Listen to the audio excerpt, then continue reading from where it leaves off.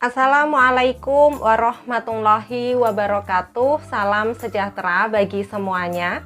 Bertemu lagi dengan saya Dewi Umbarsari di channel Dewi Umbarsari. Kali ini saya akan membahas tentang 5 faktor kunci persalinan lancar. Jadi untuk sahabat pintar dan juga seluruh ibu hamil atau ibu-ibu yang sedang menunggu persalinannya, silahkan simak video ini sampai habis. Dan bagi sahabat yang belum subscribe, silahkan untuk tekan like dan juga subscribe-nya terlebih dahulu.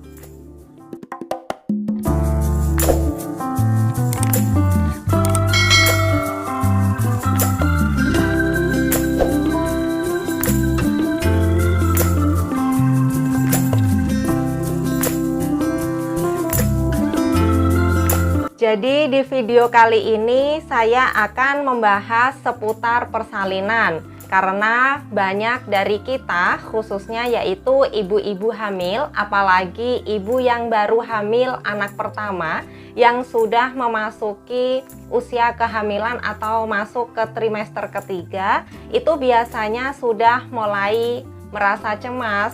Jadi perasaan cemas itu memang sebenarnya masih dalam batas yang normal untuk ibu hamil di trimester ketiga. Tapi cemas itu juga bisa mempengaruhi kondisi ibu dan juga kondisi janin yang dikandung jika ibu hamilnya itu mengalami cemas secara terus-menerus. Untuk itu, mari kita lawan rasa cemas dan juga rasa takut dengan memperbanyak ilmu pengetahuan. Jadi, yang dimaksud dengan faktor-faktor yang dapat mempengaruhi persalinan atau mempengaruhi lancar atau tidaknya persalinan itu biasa disebut sebagai 5P. Apa saja sih 5P ini? Mari kita bahas 5P ini satu persatu. P yang pertama yaitu passenger. Jadi passenger ini bisa diartikan sebagai penumpang atau dalam hal ini yang masuk ke dalam golongan passenger itu adalah bayi, plasenta, dan juga air ketuban. Jadi yang mempengaruhi persalinan itu bisa jadi posisi bayinya seperti apa. Apakah posisi bayinya itu presentasi kepala, apakah presentasi bokong, ataukah mungkin berat bayinya kurang atau bisa juga lebih, dan lain sebagainya. Selanjutnya, bisa juga faktor dari plasentanya. Misalnya, plasenta yang letaknya di atas, kemungkinan itu tidak mempengaruhi persalinan dan tidak menimbulkan masalah.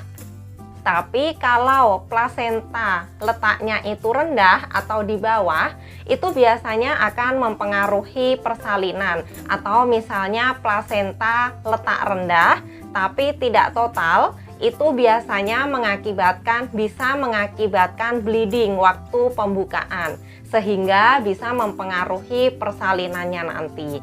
Terus kalau misalnya air ketuban, misalnya air ketuban terlalu banyak atau air ketubannya terlalu sedikit, itu juga bisa berpengaruh pada persalinannya nanti. Jadi passenger ini itu penting peranannya dalam persalinan. Passenger ini sebenarnya bisa kita minimalkan dengan beberapa usaha. Misalnya, untuk posisi bayi itu bisa kita lakukan usaha dengan cara melakukan gerakan-gerakan yang bisa mengoptimalisasikan posisi janin itu seperti apa. Misalnya, kita bisa melakukan olahraga atau senam hamil agar posisi janin itu bisa sesuai, atau misalnya janinnya posisinya sungsang, kepalanya ada di atas. Jadi bisa kita optimalisasikan dengan melakukan gerakan knee chest atau gerakan seperti orang sujud. Jadi posisi dada dan juga kepala itu berada di serendah mungkin ke arah bawah atau lantai, agar janin yang sungsang itu dapat kembali ke posisi yang normal, sehingga diharapkan janin itu akan berputar sendiri ke posisi yang normal nantinya. P yang kedua yaitu passage atau jalan lahir. Jadi jalan lahir itu adalah jalan yang akan dilewati oleh janin ketika lahir. Passage ini meliputi jalan lahir, perineum, dan juga panggul. Jadi salah satu syarat utama jika kita ingin melahirkan secara normal itu adalah bayi harus bisa masuk ke dalam panggul. Kalau bayi tidak bisa masuk ke panggul, otomatis bayi juga tidak akan bisa keluar melalui vagina. Karena sebelum bayi itu keluar dari vagina, dia itu harus bisa masuk panggul terlebih dahulu. Jadi kalau bayi tidak bisa masuk panggul, ya kemungkinan besar lahirnya harus dengan tindakan, misalnya dengan tindakan SC. Selain ukuran panggul, passage ini juga bisa dipengaruhi oleh paritas atau banyaknya persalinan yang sudah dilakukan oleh si ibu. Mungkin kita pernah dengar atau sering dengar ada selentingan-selentingan atau yang bilang misalnya, wah ini sudah anak ketiga ini, atau ini sudah anak yang keempat, jadi ibunya batuk aja bayinya langsung lahir. Jadi kalau melahirkan bayi yang kesekian itu seperti jalan lahirnya itu sudah dipersiapkan sama kakak-kakak si bayi itu yang sebelumnya. Jadi karena jalan lahirnya itu sudah pernah dilewati, jadi jalan lahirnya itu akan semakin mudah untuk dilewati oleh adik-adiknya dibandingkan dengan kakak pertamanya dulu atau pada saat melahirkan anak yang pertama. Jadi memang paritas itu sedikit banyak dapat mempengaruhi dan juga sedikit banyak mempengaruhi robekan perineum atau robekan jalan lahir. Selain itu ada juga faktor dari bentuk panggul dan juga faktor dari perineum. Apakah perineumnya ini kaku, lentur, elastis, ataukah tipis, ini juga mempengaruhi. Jadi passage atau jalan lahir intinya adalah jalan yang akan dilalui oleh bayi ketika lahir. Apakah di jalan lahir ini ada penyulit ataukah tidak? P yang ketiga yaitu power. Jadi power di sini adalah kontraksinya itu gimana? Apakah kontraksinya itu kuat dan teratur ataukah kontraksinya itu lembek dan sedikit-sedikit?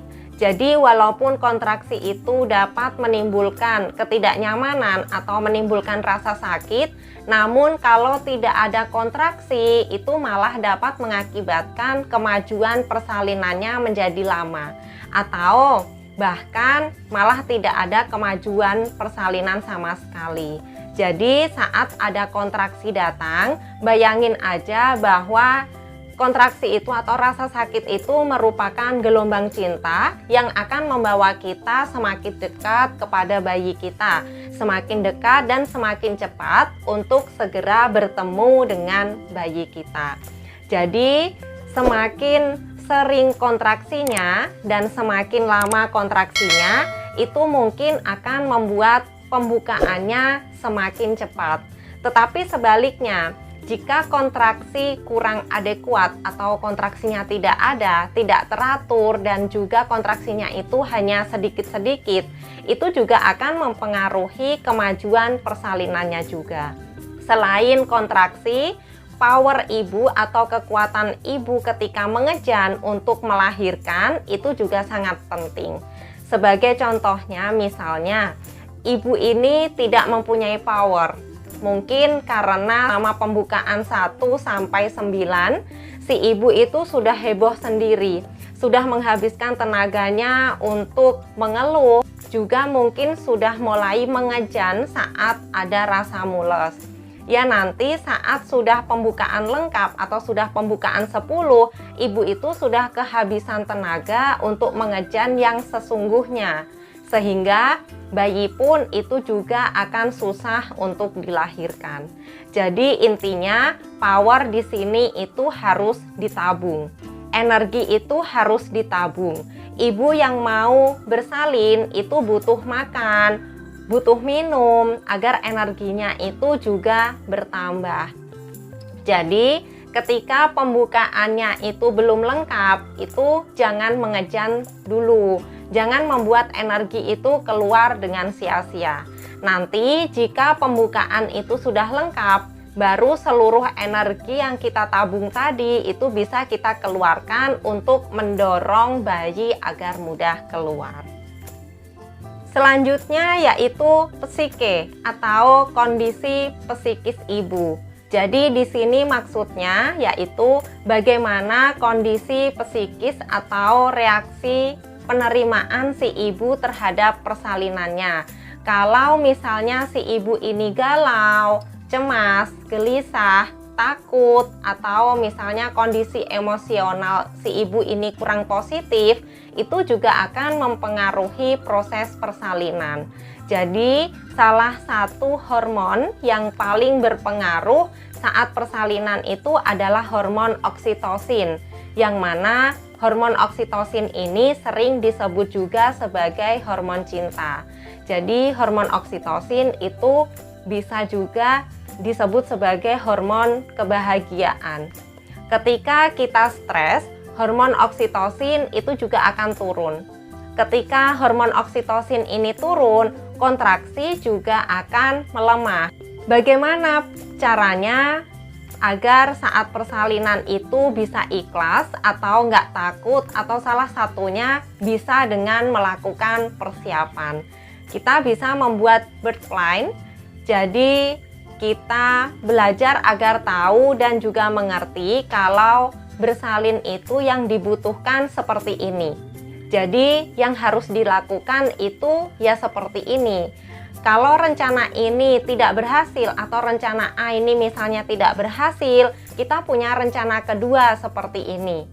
Jadi kita sudah melakukan persiapan dari awal agar saat melahirkan ibu itu tidak kaget atau tidak terkejut.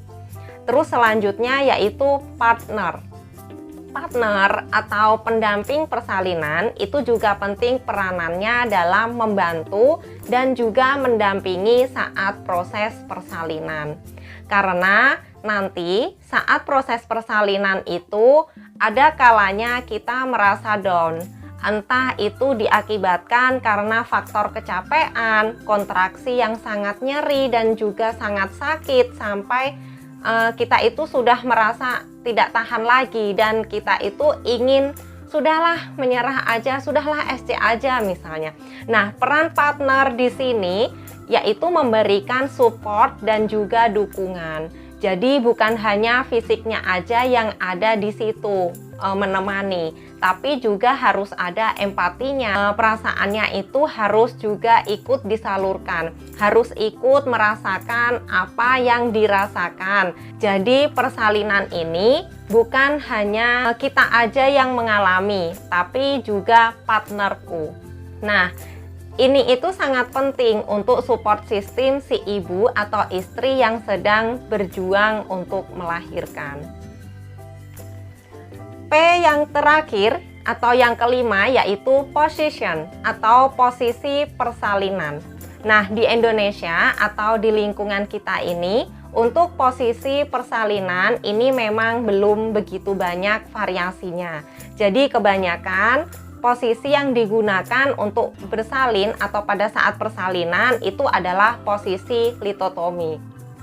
Padahal masih banyak sekali variasi posisi lain yang bisa dicoba yang sebenarnya itu lebih bagus dan juga dapat membantu proses penurunan kepala janin dan juga memberikan kenyamanan pada saat proses persalinan.